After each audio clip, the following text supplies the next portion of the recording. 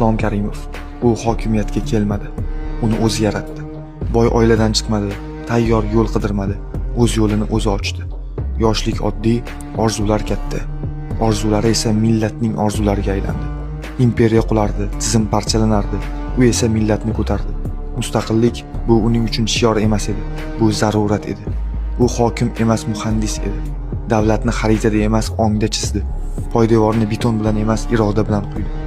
U so'z bilan emas, qaror bilan gapirdi. Qo'rquv ustidan kuch qurdi, vaqt ustidan tizim qurdi.